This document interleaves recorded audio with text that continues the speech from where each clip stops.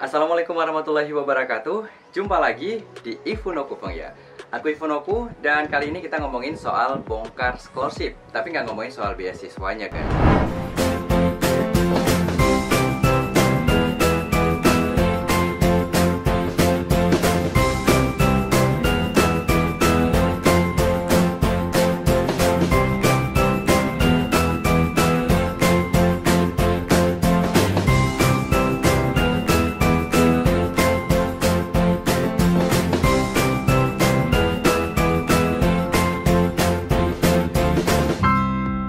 Nah, jadi ngomongin soal Chinese Government Scholarship buat kalian yang baru aja submit nih atau juga baru saja dapat pengumuman setidaknya di bulan Agustus kemarin ya. Kalian sudah dinyatakan lulus untuk menjadi salah satu mahasiswa dengan program Chinese Government Scholarship. Selamat kongsi buat kalian, mudah-mudahan bisa langsung berangkat ke Tiongkok dan belajar langsung di kampusnya. Tapi tenang aja buat kalian yang belum lulus, artinya kalian masih punya waktu nih untuk bisa prepare baik itu dokumen atau juga bahasa Mandarin. Nah, kali ini guys, aku mau ngomongin soal bahasa Mandarin. Nah, buat kalian yang mungkin lagi prepare buat submit di tahun ini, nanti Desember udah mulai buka ya, atau juga di tahun depan.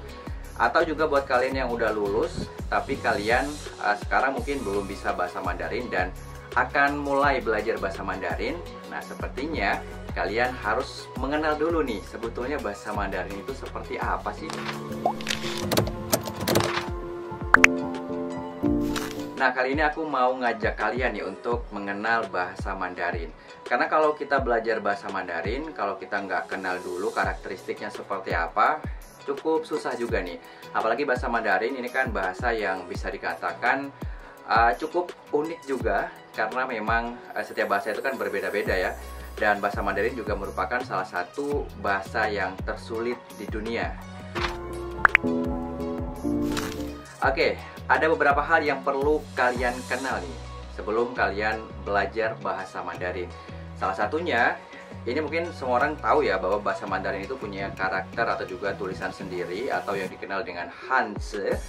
Dan ini juga yang membuat kemudian banyak orang kadang-kadang jadi pesimis gitu ya mau belajar bahasa Mandarin.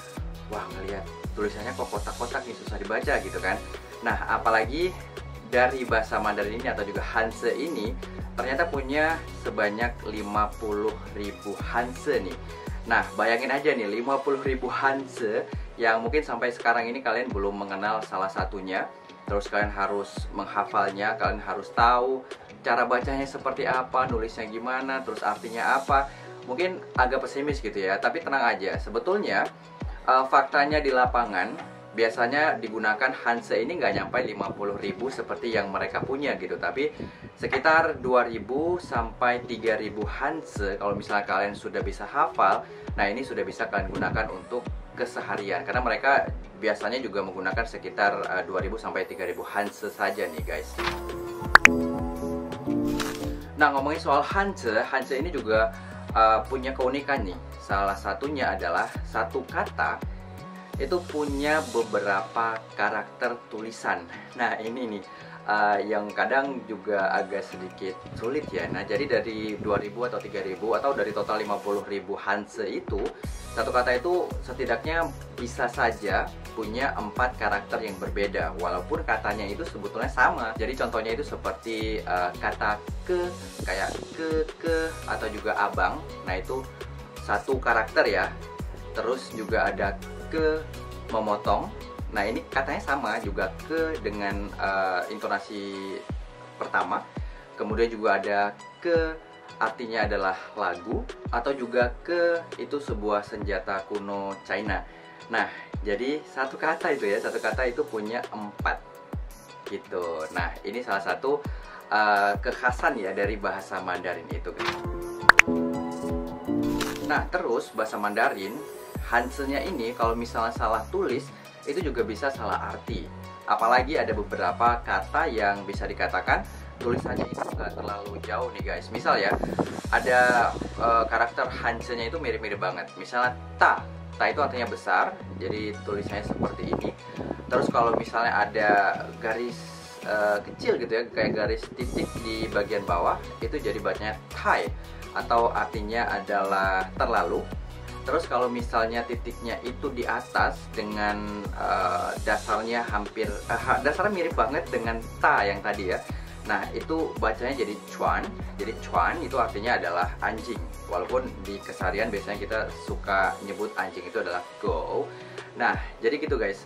Kalau misalnya salah titik aja atau bahkan salah cara menulisnya, itu juga bakal salah artinya. Ini ada pengalaman aku juga pertama kali belajar bahasa Mandarin. Karena kita suka pas nulis itu kan ada sedikit tercoret gitu ya, walaupun itu nggak sengaja, tapi ternyata ya udah, kalau misalnya walaupun itu udah mirip banget tapi ada sedikit aja tercoret, nah itu lause kita itu langsung nyalahin tulisan kita, karena bisa jadi gara-gara goresan yang salah itu, yang kita nggak sengaja itu, jadinya artinya berbeda.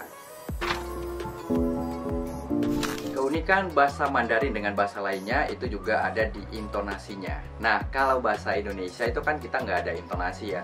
Tapi kalau bahasa Mandarin atau Zhongwen itu ada intonasinya, namanya adalah sheng tiao. Jadi kalau misalnya kita beda cara pengucapan atau beda intonasinya, itu bisa beda arti nih guys. Nah, mungkin ini salah satu yang tersulit nih untuk orang Indonesia, karena kita di Indonesia kan kita nggak mengenal intonasi yang berbeda arti gitu ya. Kalau kita mengenal intonasi itu mungkin lebih kepada emosi gitu ya. Jadi kalau misalnya kita ngomong, misalnya aku nyebut kamu gitu ya, kamu, kalau misalnya aku nyebutnya kamu, kamu, itu sama artinya. Tapi kalau di bahasa Mandarin itu jadi beda. Nah, kalau intonasi itu ada 4 setidaknya. Jadi ada intonasi pertama atau ti iseng, ada intonasi kedua atau ti arseng, terus ada intonasi ketiga atau ti sanseng, ada intonasi keempat ti seseng. Nah, jadi cara pengucapannya itu, misal ya, aku juga ngasih contoh satu kata nih yang kalau misalnya beda intonasi itu bakal beda arti. Aku pakai kata ma. Jadi kalau intonasi pertama itu biasanya agak datar dia pengucapannya.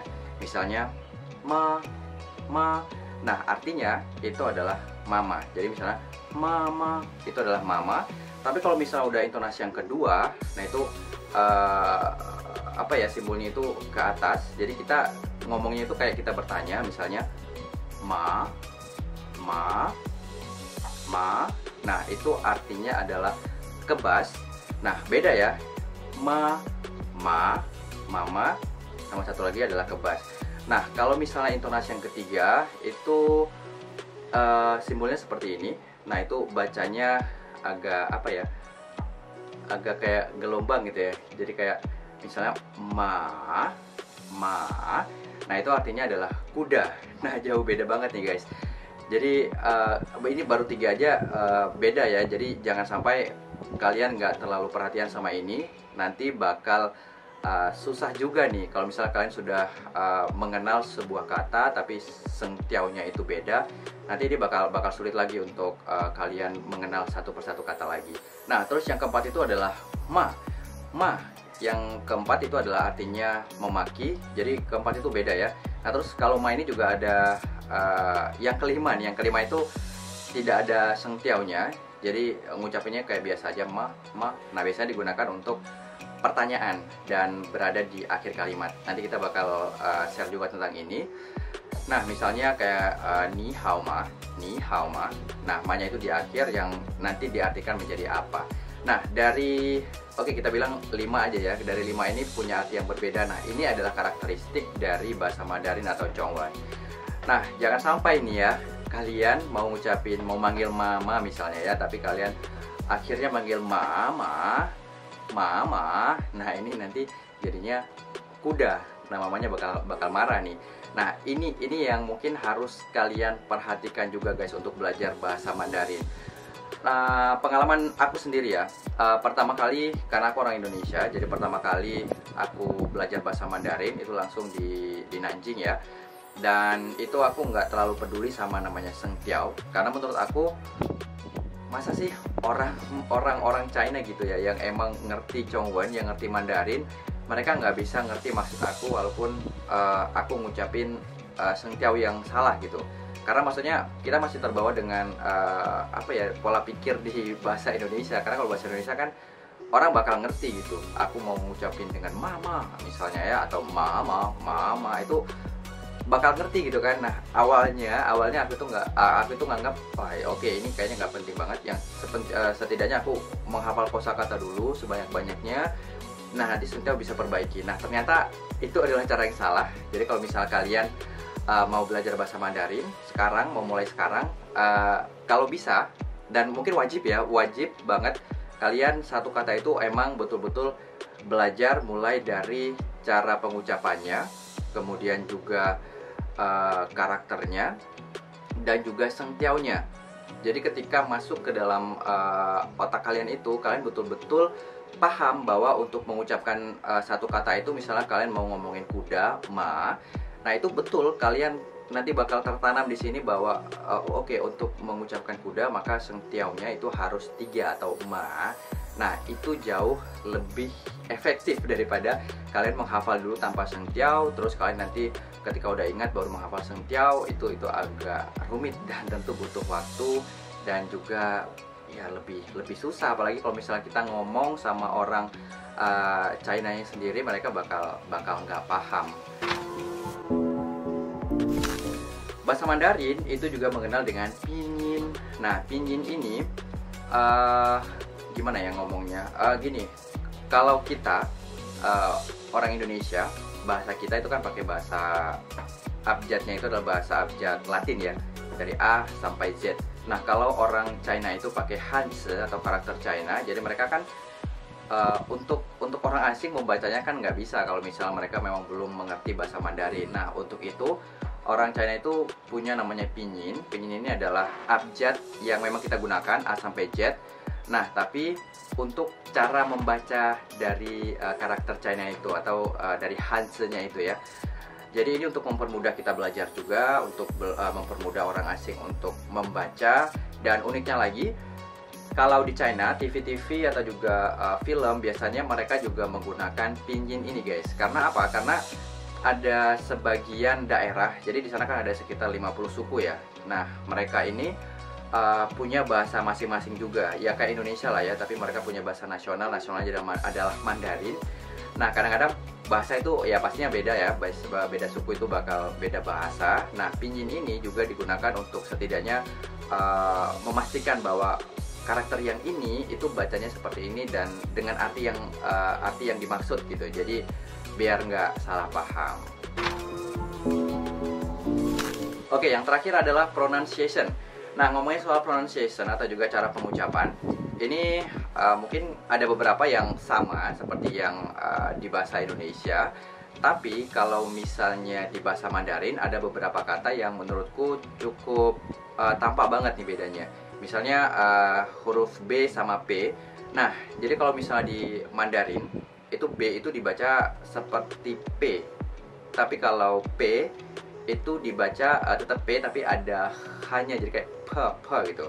Jadi contohnya misalnya kita mau ngomong baba, tulisannya adalah baba, tapi kita bacanya adalah papa, itu artinya adalah papa. Tapi kalau misalnya P, jadi misalnya kita mau ngomong lari atau pau, nah kita ngomongnya ada hanya pau, tetap P gitu. Nah terus G sama K juga punya karakter yang sama seperti yang tadi kita jelasin. Jadi kalau misalnya G itu bacanya K, tapi kalau K itu tadi yang ada hanya K gitu ya. Nah contohnya adalah anjing. Jadi kalau anjing itu kan tulisannya adalah go, tapi kalau misalnya kita dalam bahasa Mandarin, pengucapan kita itu adalah go gitu. Terus kalau K-nya, misalnya kita mau ngomong buka, kai. Nah, itu jangan cuma kai, tapi ada hanya kai. Nah, itu salah satu yang buat beda dari bahasa Mandarin. Nah, terus huruf D dan juga T. Nah, jadi ini sama kayak tadi. Kalau D itu bacanya T, tapi kalau T itu ada hanya tadi ya. Jadi misalnya kalau kita contoh dari kata, misalnya kita mau ngomong besar atau ta. Nah, tulisannya itu kan da, tapi kita bacanya adalah ta, artinya besar. Tapi kalau misalnya T, itu contoh kata misalnya tai, artinya terlalu. Jadi ada kayak hembusannya gitu, ada hanya tai.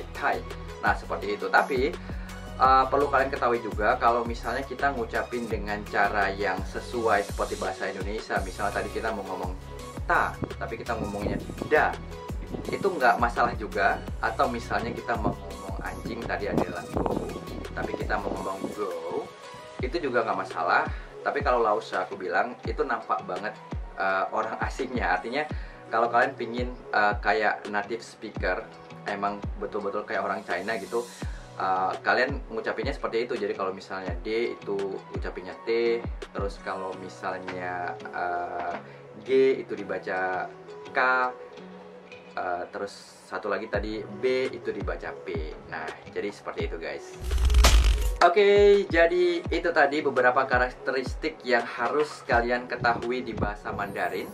Jadi kayak istilah nih ya, tak kenal maka tak sayang. Nah, sekarang udah kenal nih bahasa Mandarin. Setidaknya kalian bisa sudah tahu lah ya seperti apa sebetulnya Mandarin ini, Chongwon ini karakternya seperti apa, dan apa yang harus kalian ketahui. Nah, mudah-mudahan ini bisa bermanfaat buat kalian. Jadi untuk yang lagi prepare untuk belajar bahasa Mandarin, baik itu yang udah lulus mungkin, atau juga kalian yang mau daftar, mungkin sekarang masih SMP atau juga masih SMA dan berencana untuk kuliah di Tiongkok.